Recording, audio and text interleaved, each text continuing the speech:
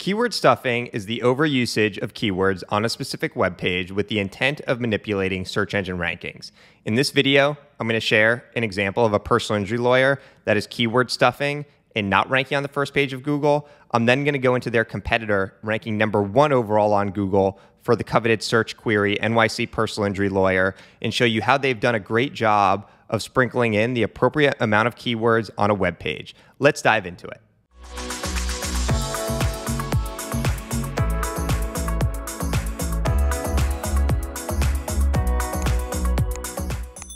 We've all been there before. We hit a web page and the headlines are stuffed with the same or similar queries of a keyword. So on this website, for example, the H1, the headline 1, NYC personal injury lawyers.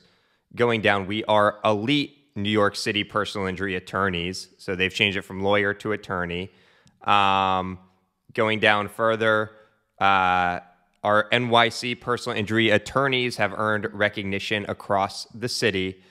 And a New York lawyer for construction accidents and serious injury. So you can see in these headlines, they've used the real estate quite frequently, NYC personal injury lawyers. You can't talk about keyword stuffing without talking about helpful content. Google is now penalizing websites that have unhelpful content and provide a poor experience for the user, and they're rewarding those that have helpful experiences for the user. And so if you're just stuffing keywords into your headlines and onto the copy of your web page, this is providing an unhelpful experience. So you need to be very careful about over-optimizing and keyword stuffing. I now want to talk to you about my 35% rule. Google still indexes keywords and prioritizes headlines to get an understanding of what a web page is all about. So if you want to rank well, you can't not incorporate a keyword onto that web page, but it also can't be over-optimized. So you need to find that happy medium, and that's where my 35% rule comes into play. If you have 10 headlines, 3 or 4 of those, around 35%, should incorporate keywords, where the others should be prioritized for user experience. This New York City personal injury lawyer is ranking #1 overall on Google for the query NYC personal injury lawyer, which is extremely competitive query. And they are doing a great job following the 35% rule. You'll see in the H1, the most important heading from an SEO perspective, they have that keyword, hiring a New York personal injury lawyer. But then going down, how do I know if I have a personal injury case?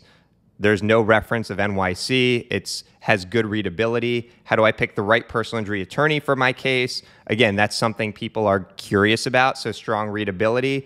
You'll see they sprinkle in what damages are subject to compensation in an NY personal injury case. So there they have an NY reference, but it's not overly stuffed, and overall it has strong readability. And guess what? They're ranking #1 on Google.